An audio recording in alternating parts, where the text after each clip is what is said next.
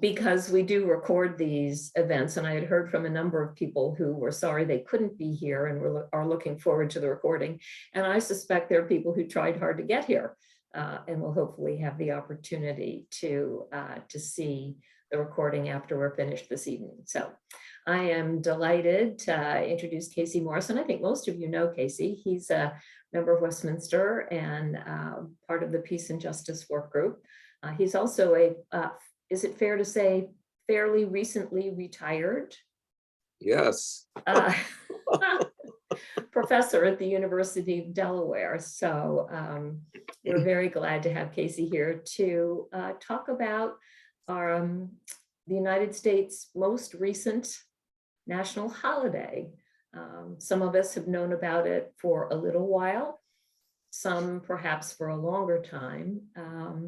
But as Casey and I were talking about it, it seemed in all likelihood that for most people, there's not a whole lot of history behind what we know about Juneteenth. And so that's the purpose of this evening's program. So Casey, let me make you co-host so that you can share your screen, and I will turn it over to you.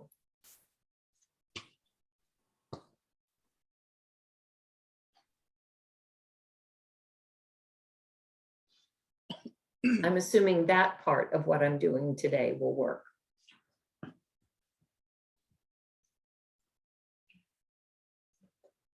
Uh-oh. I think Casey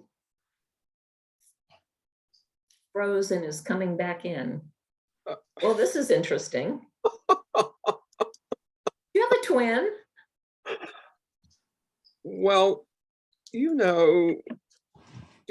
you all know what duppies are? They are these friendly ghosts that move around and do things. I mean, suddenly my screen just went black. I can't. Yes, well, you were clearly about to speak, and were giving great thought to what your first word was going to be. So we're glad to have you back and moving. Well, I'm delighted to be back, and I hope this works. We're in a zone that I've never been in before on Zoom, but these things are always interesting. So we'll see how it goes. Very good. Sue, I'm gonna try to share my screen to see. Have I got access to do that? You should be able to. Oh, well, there we go.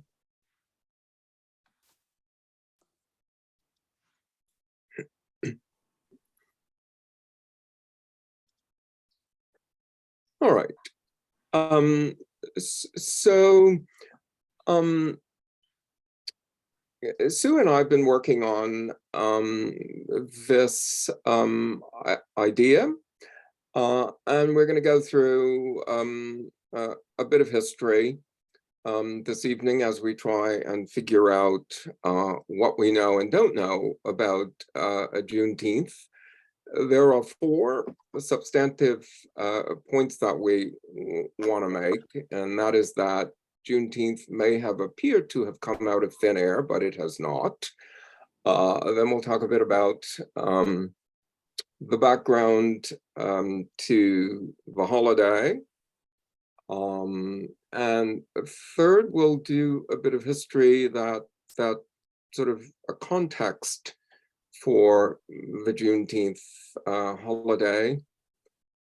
And fourth, we'll talk about Juneteenth as a marker of the evolution of the US democracy. And then finally, we want to spend some time with some give and take exchange with you about the things we might do to fully integrate this holiday into the things that we value most highly in the United States.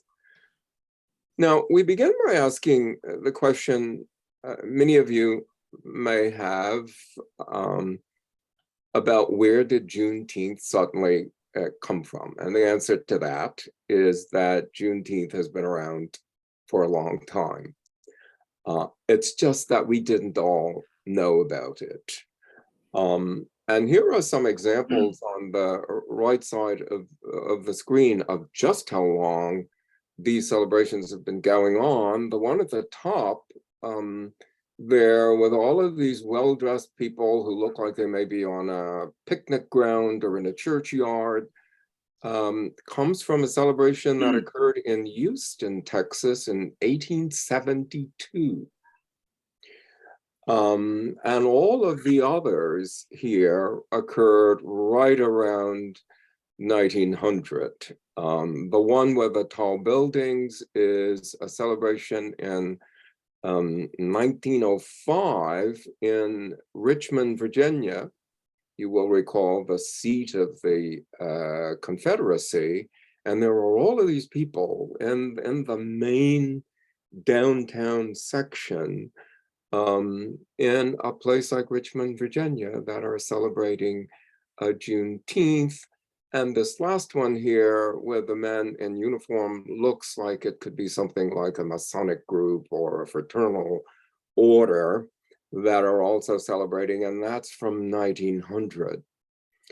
And if we move over to the left side of the screen, there is the real surprise. And this was information that I only learned this week, and that is that the state of Delaware has had a Juneteenth observance for 20 years.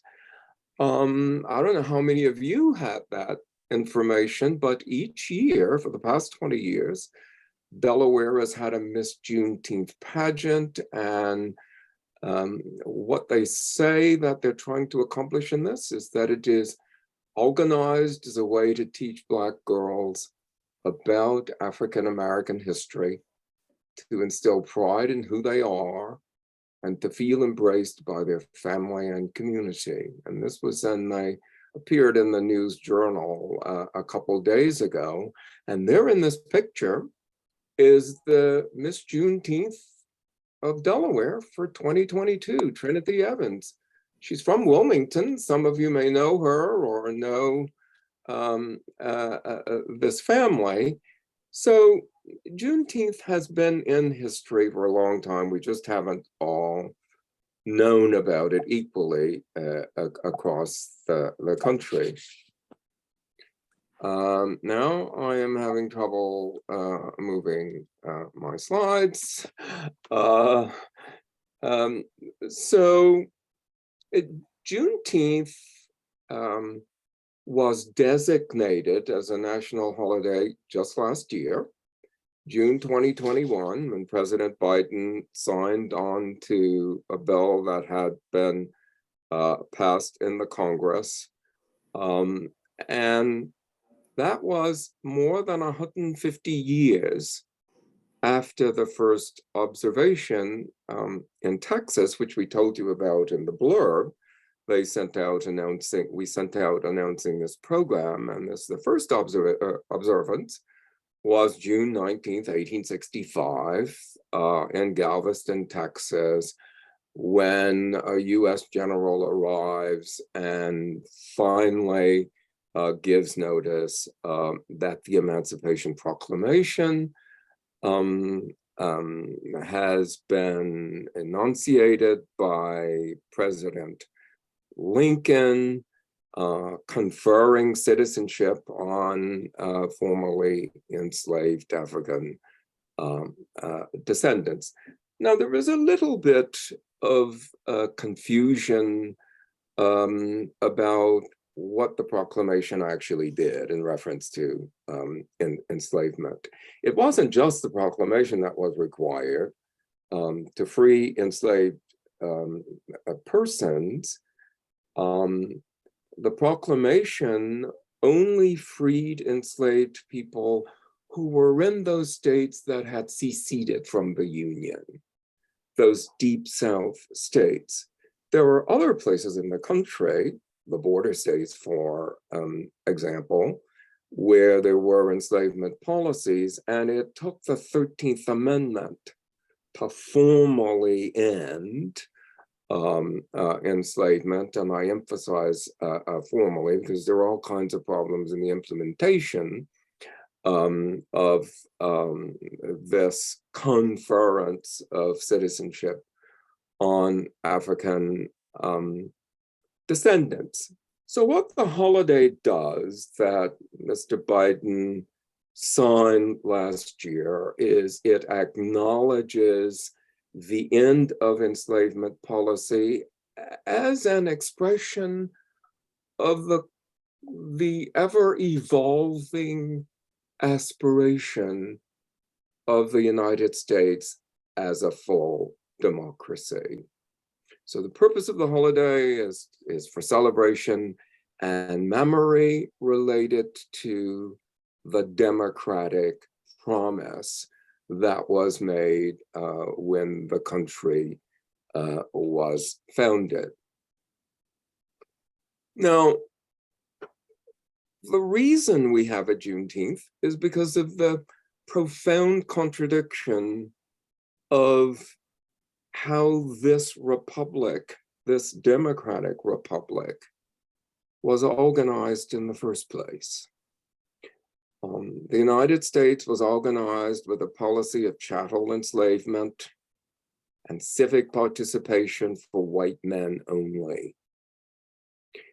Both of these were contradictions that were inconsistent with the mission of we the people. And I want to take a minute to focus on those three words.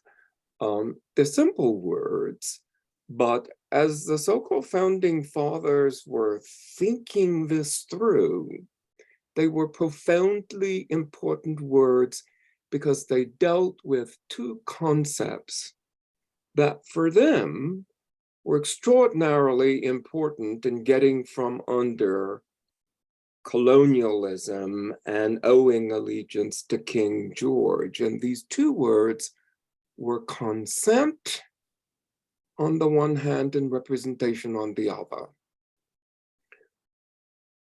They were upset with their colonial arrangements because they were having to do all kinds of things that they hadn't consented to, and they thought that was important.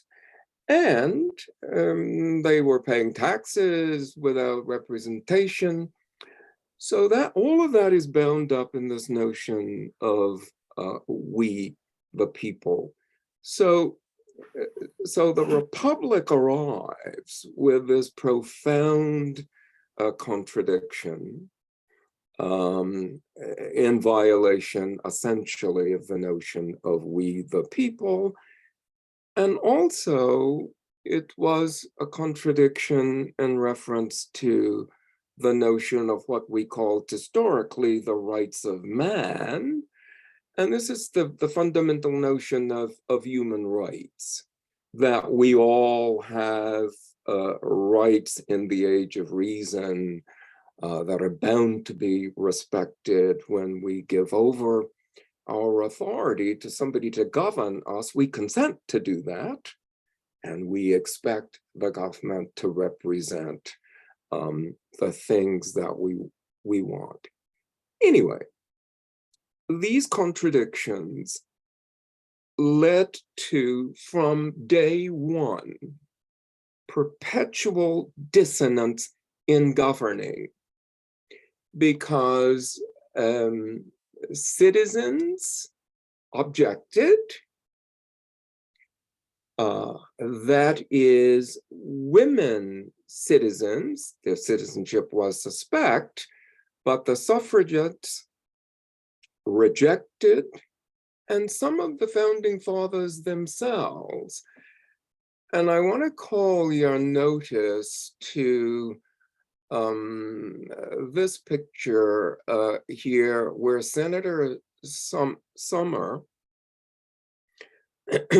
from Charles Sumner from Massachusetts, who objected to enslavement. He was a senator from the state of Massachusetts, objected to enslavement and made these speeches that would make the hair rise on your head if you heard them back in the day, so strong was his objection. Well, if we think some of the things we're seeing today with misadventures and bad behavior by public officials, a member of the House of Representatives walked into the Senate chamber and beat Charles Sumner down to the ground because of his objections to enslavement. So from the very beginning, the Republic arrives in dissonance. The abolitionist of which Harriet Tubman is an example. She operated right here in the state of Delaware. All objected to these contradictions. And so the country has been on notice and working, sometimes with great fervor, to resolve the contradictions. But anyway, enslavement was such an important contradiction and anomaly because it had implications for the evolution of the democratic experiment that the country was projecting to the world. It was a grave threat to the survival of the national community. Not only was it illogical per democratic theory, that is to say, morally repugnant, it was detrimental to the growth and development of the United States, which was at the time an emerging industrial economy that goes on to become the most powerful in the world. So this is the sort of theoretical background for the importance of Juneteenth, is that it is a part of this process of reckoning that begins right away at the objection to the definition of citizenship that excluded enslaved people and excluded women.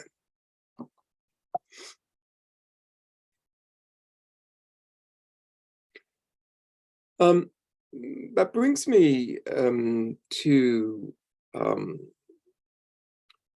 last point, and that is that countries everywhere around the world idealize certain patriotic markers that signify their most important values.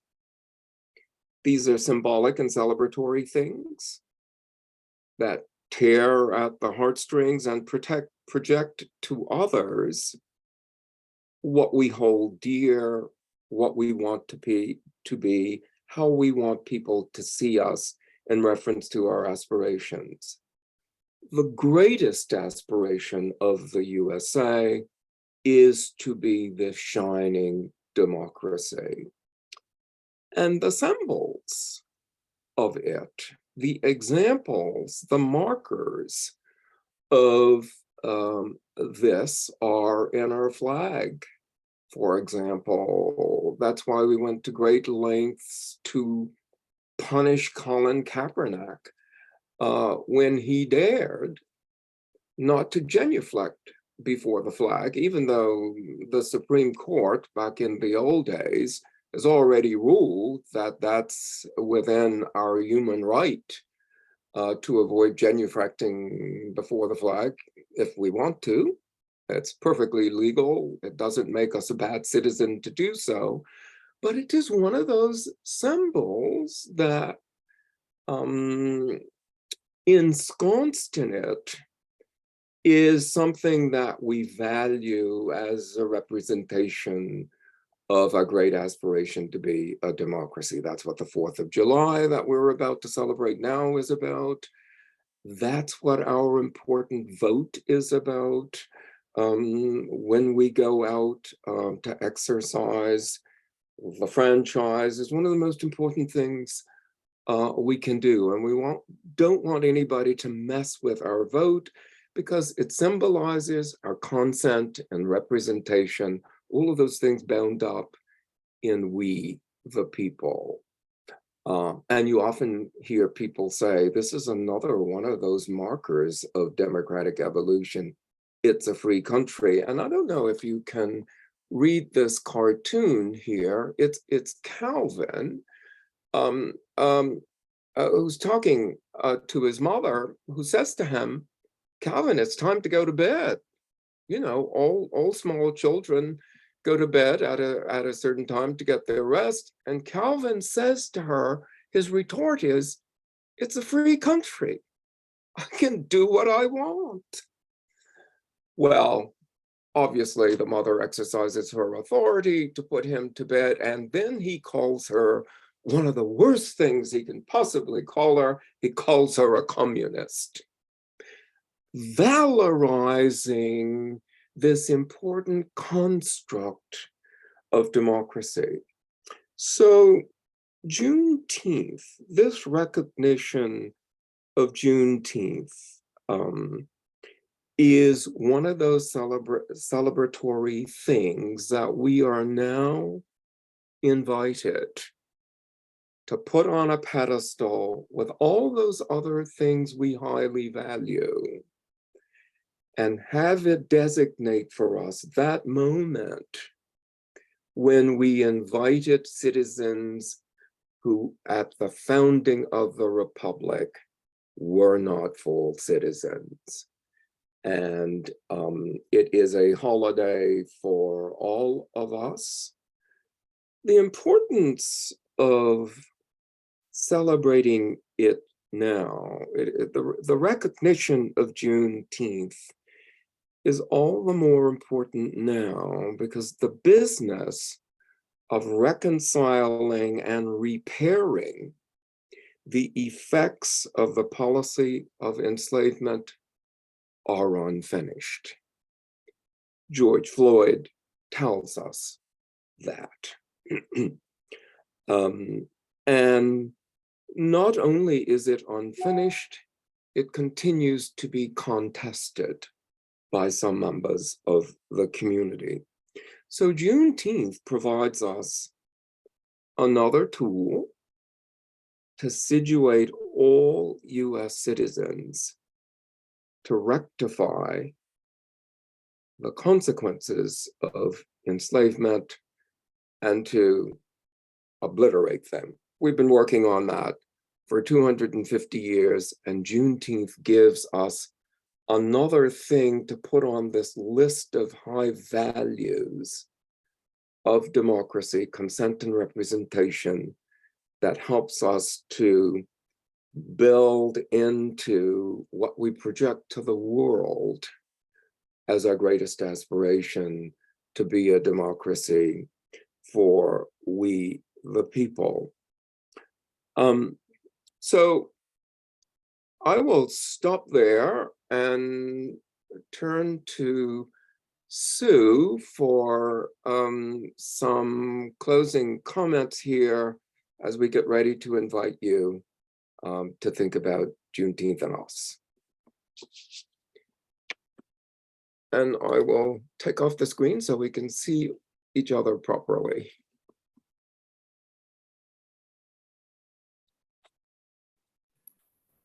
Nobody held up their wine glass that said you're muted. I figured it out all by myself. Sorry? I figured out that I was muted, so I fixed that. Yes. Well, thank you, Casey. That's a fascinating perspective, and the idea of a battle, fisticuffs on the floor of the Senate is I'd like to think that that was pretty far-fetched view, but these days it's kind of hard to know what might happen. Well, actually, if you want to hear some of the words Charles Sumner said that precipitated that encounter, I have some of them here.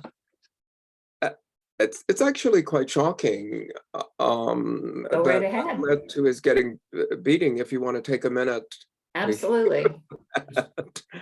So Sumner had given this powerful speech on the floor where he had called out two senators, and this was in 1856. One of them was Stephen Douglas, who we all know went on to contest for the presidency. So he had called out Stephen Douglas of Illinois and Andrew Butler from South Carolina by name.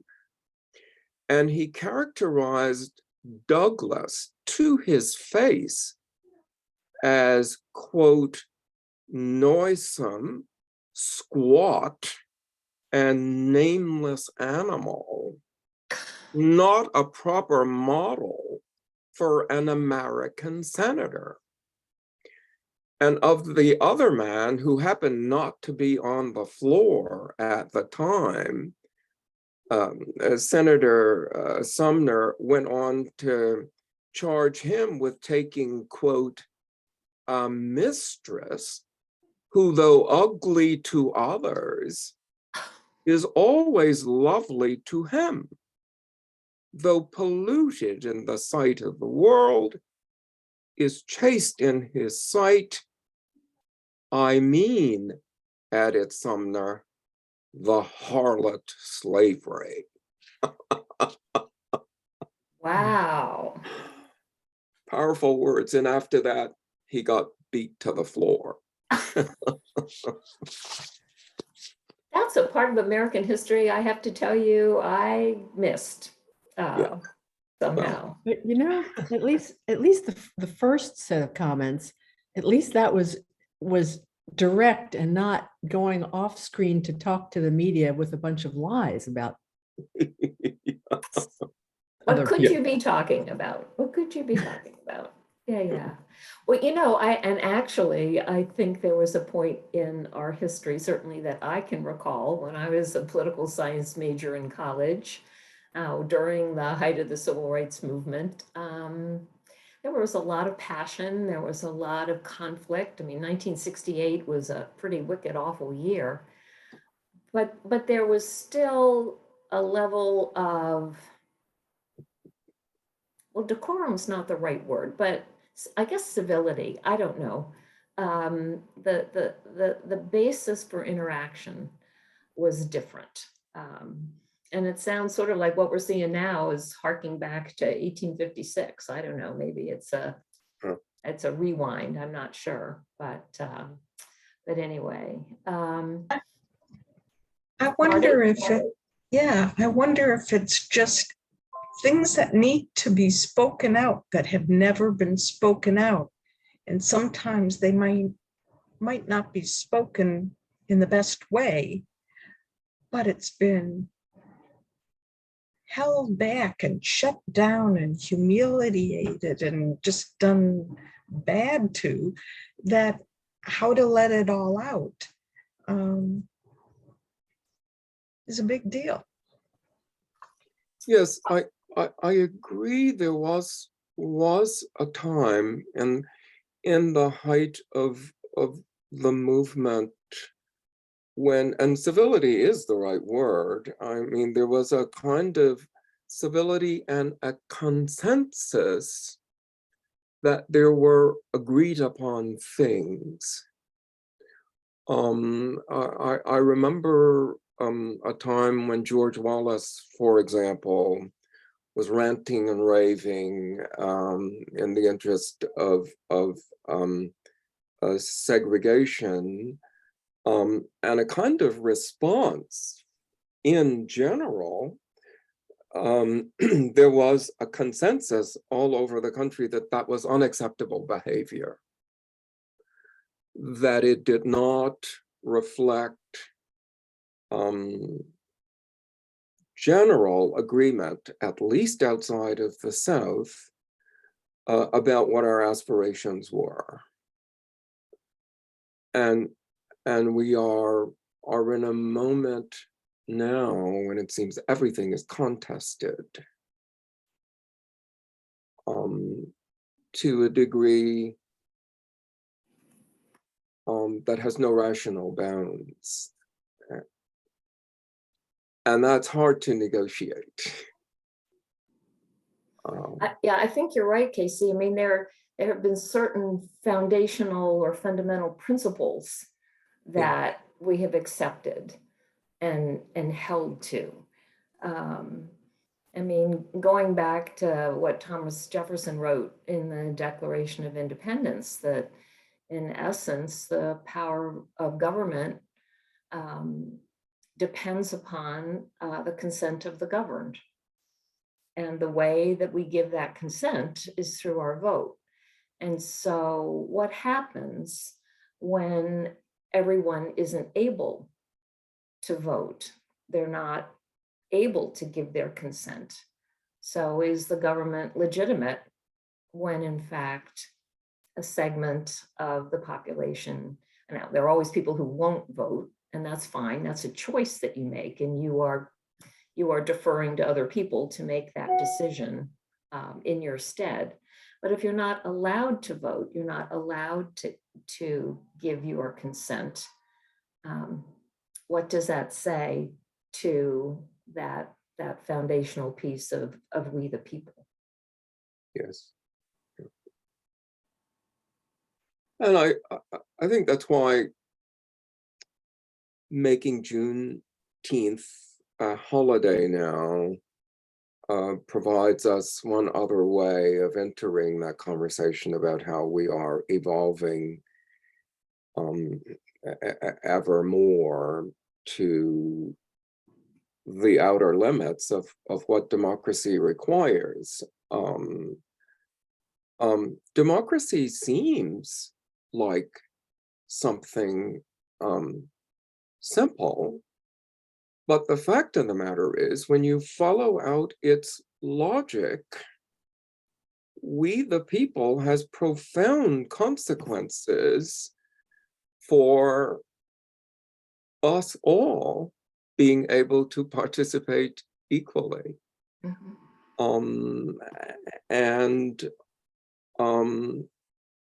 In 250 years, we've been trying to find the ways in which to elaborate that,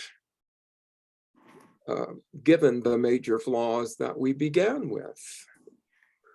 That it was only white men who had the ability to give their consent.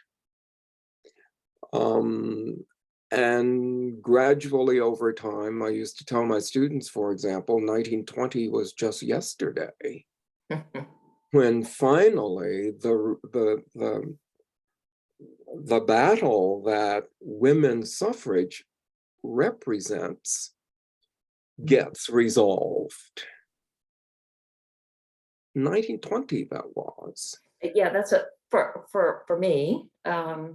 It's staggering to think that that's, only the last 100 years that people like me were able to give or consent to being governed. 100 years is not very long. Sally, you were going to say?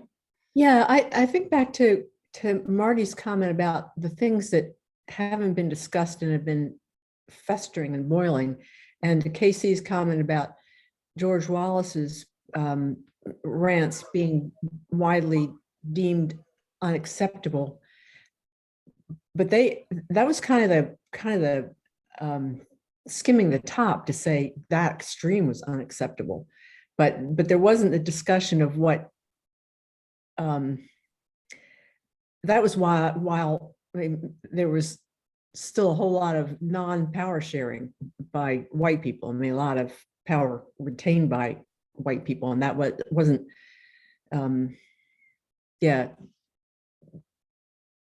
deeply discussed. I think the way we may be thinking more about it today, at least some folks. Well, yeah, that's why I say democracy is something complicated. It's easy to make sort of ephemeral steps or sort of symbolic ones, For example, when the court decided in the 1960s in a series of cases about the integration of hotels and restaurants and all those things, that represented the law about how democracy could evolve, but it said nothing about whether you had the capability to actually spend what it took to eat in those restaurants that were suddenly open to you, or to pay the price of a hotel room. And that was because we had not addressed what our truncated and ultimately failed Reconstruction was able to do. Reconstruction was designed for both reconciliation and for reparations. They weren't using that word, but there were discussions about things like 40 acres and a mule. How do you make people who were property, who suddenly become citizens, how do you make them whole? And Reconstruction, for example, is a bust everywhere after 5 years. The public schools are not yet established equally anywhere. The economic circumstances for formerly enslaved people was that they essentially became peons in sharecropping arrangements on the very plantations where they'd been enslaved. So yes, Sally makes an extraordinary point that there is all of this window dressing stuff that we sometimes do that ruffle and flourish things, but they don't get to the substance of changing people's lives fundamentally so that they can get the benefits of giving consent and having representation. How long after 1920 did it take for the US Congress to be integrated to an nth where there was women's representation in the House and in the Senate? And recall that the first representatives were the wives of somebody who died. And the woman goes on to assume the position of a husband, a kind of, there's a word for this that I can't get right now, but it's a strange kind of representation where she is seen to only have qualification if she's representing her husband. And look how long it took us to get a female president. Oh, that's right. Yeah, Oops, I missed that. yeah, me too. Me too. And you know, it strikes me, and I've heard it expressed in a number of ways, that slavery ostensibly ended with the passage of the 13th Amendment. amplified by the 14th and 15th Amendments that specifically designated citizenship and the right to vote.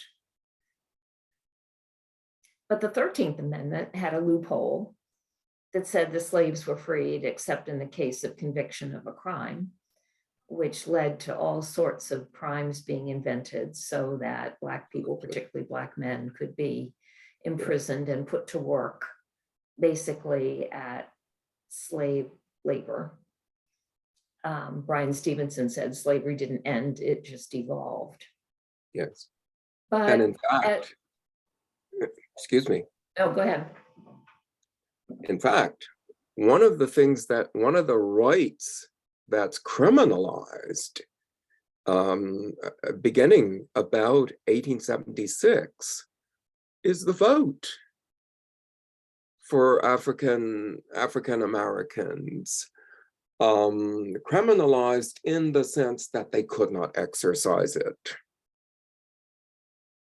The franchise was literally cut off, and it takes what?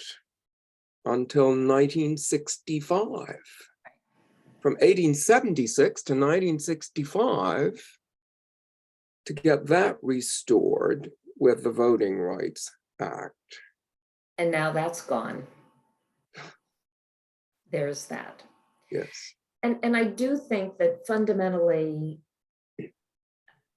these amendments were passed and there were good intentions in many respects and regards. And there were huge numbers of people who did conclude that slavery was wrong, that owning another human being was antithetical, certainly to we the people, but antithetical to us as decent human beings. But even having confronted that, what this country has never done from its very beginning is address the belief in the inferiority of Black people. Mm-hmm. You could justify ownership of someone if you saw them as less than.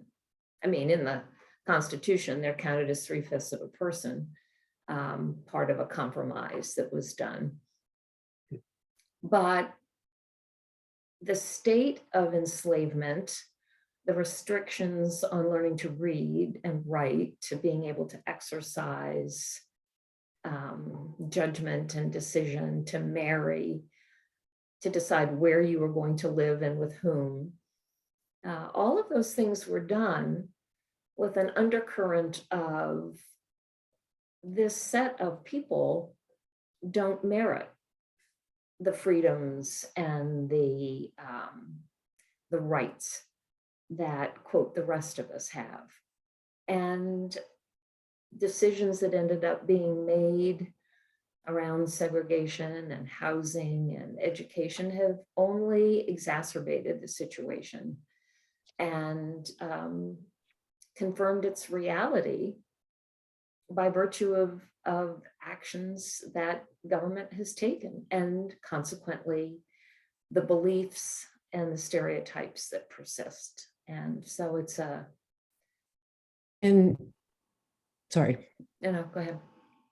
And how much of that comes from the need to feel I'm only okay if someone else is, if I'm better than somebody else.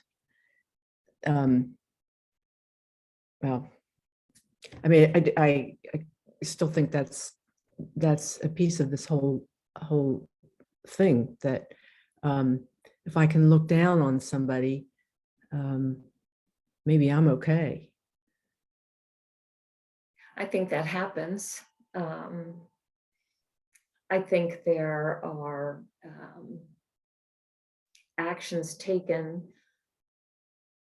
to perpetuate that situation. I mean, Heather McGhee's book is really all about that. Do you know the harm that is done in the name of race ends up hurting everybody.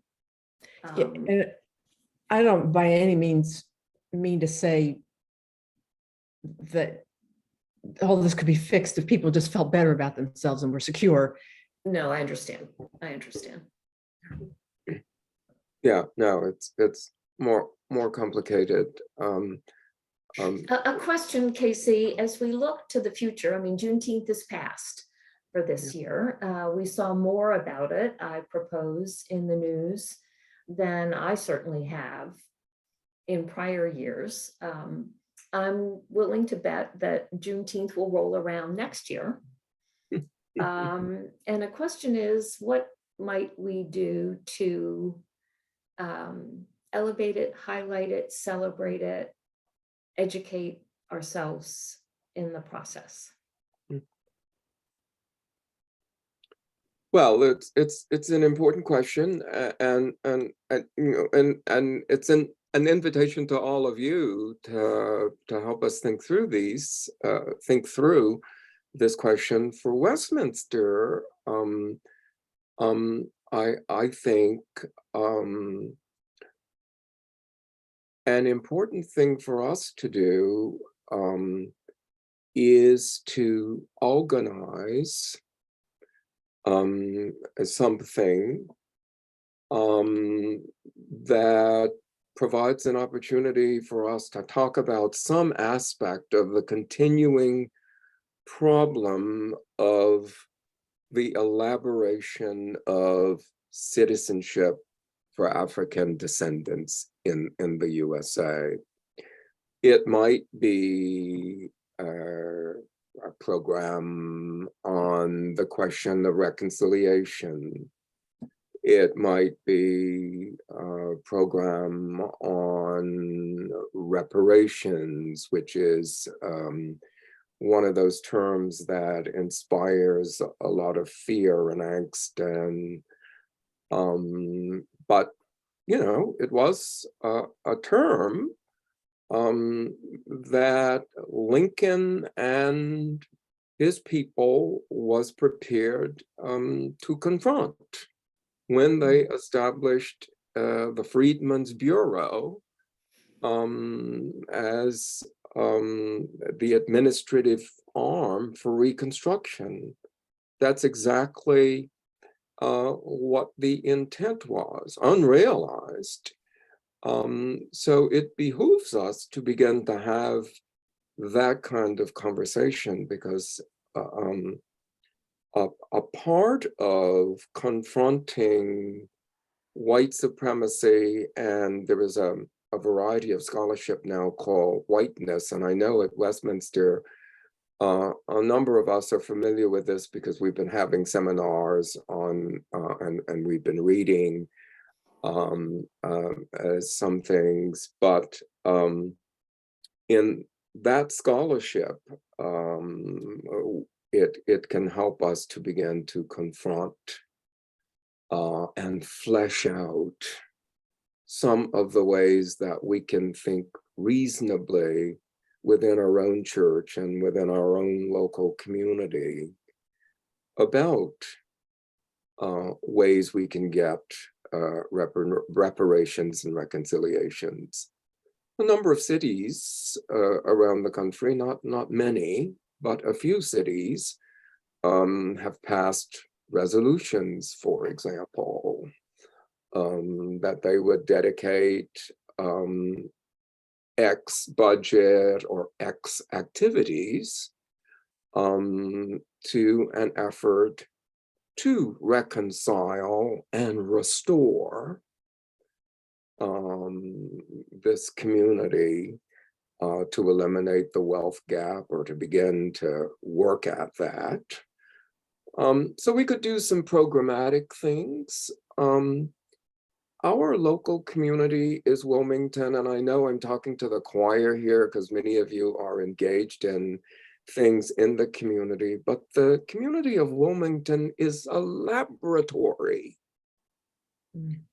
for all kinds of work to help people to realize a better life, a fulfillment of what it means to be a full citizen. And so there are lots of things that we can be engaged on. And when I say that Juneteenth is a tool, that's it's something we can organize around. People will be having parades. There will be discussions going on. And so all programming something, it seems to me, would be a fine way for us to start. But I'm sure there are other ideas that some of the rest of you have for things, interesting things we could do. One of the points I would like to make, we are coming to the end of our hour, but we don't have to have a hard stop. But I do want to let you know, we had a program back in early February where we learned about the Wilmington Learning Collaborative. That was an attempt to bring educational equity of resources and capability to students in the city of Wilmington who are divided among 4 school districts to their great detriment. And that collaborative has moved forward to its next stage. It's produced its report. All of the school boards did sign on to the collaborative. The work they have done has been very successful. They will be hiring an executive director. And so we've asked the State Department of Education Chair, Mark Holodick and James Simmons to come back on July 21st. To give us an update on the Wilmington Learning Collaborative and what will be done to help bridge that horrific educational gap between the services and the education that are provided to children in our city. So just want you to be aware of that. In the context of reparations, Casey, as you say, it's an inflammatory concept in many regards. Some of you have heard me say this before, but Ta-Nehisi Coates wrote a piece for The Atlantic in 2014 called The Case for Reparations. It's an extensive article. You don't have to have a subscription to The Atlantic. Just look up Ta-Nehisi Coates, The Case for Reparations, The Atlantic. I think it was June 2014. And it's a powerful piece on what did and did not happen, what should have happened, what could now happen. And I think it helps set a different base point for a dialogue around reparations that can be meaningful, and that perhaps offers us the opportunity, even as one small church or one small group of people, to find an initiative, an activity, an action that might help move in that direction, even if only that far. Yes. What It's if- important to be seen to be doing. Yeah. Sally? What if we involved other churches? Yes. That's a great idea. Yeah. Some of you may have attended the, I guess it was the May Peace and Justice Work Group meeting where we invited representatives from other church groups and other organizations doing similar work to the Peace and Justice Work Group. And those of us who were there thought it was a powerful conversation in many respects, and could also serve as a starting point for a broader coalition, if you will, of energized, interested people. We have a meeting coming up, I think it's the 3rd week in July, and this might be a great topic to re-engage that group of people and invite some additional folks, representatives from other organizations, and begin to talk about concerted action that we might take over time that would make a difference. It's a great idea, Sally. Other thoughts before we close? Very grateful that you are all here this evening. As I said, this has been recorded. And we have been noting that there are frequently quite a number of views of these recordings on the Westminster YouTube channel. You can now get there directly from the new Westminster website. which we invite you all to visit. And I suspect that there were quite a number of people, based on my inability to actually provide a working link to tonight's program, that will be signing on to check it out. So thank you all for persevering, or for holding on to a prior email that told you where you really should come tonight. Yes, yes. Thank you all very much. Casey, Marty? thank you. Thank you, I Casey. like a lot of Thanks what's very much. been said tonight, but I kind of wonder if there's one thing that would be nice for Juneteenth. I love fireworks, and I just wonder if fireworks need to be a part of Juneteenth to really celebrate,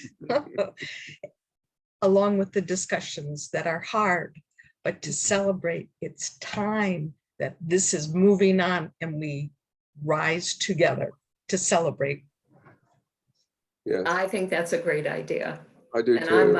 I'm a fireworks fanatic myself, so why not see what we can do? We'll engage the city in that discussion. How about that? Yes. Good idea. All right. Well, thank you all. Thank you. Hope to Thanks. see a Thank you. number of Thank you Thank you, next week. And this marks 2 full years of our Thursday evening education events. We began on July 2nd of 2020.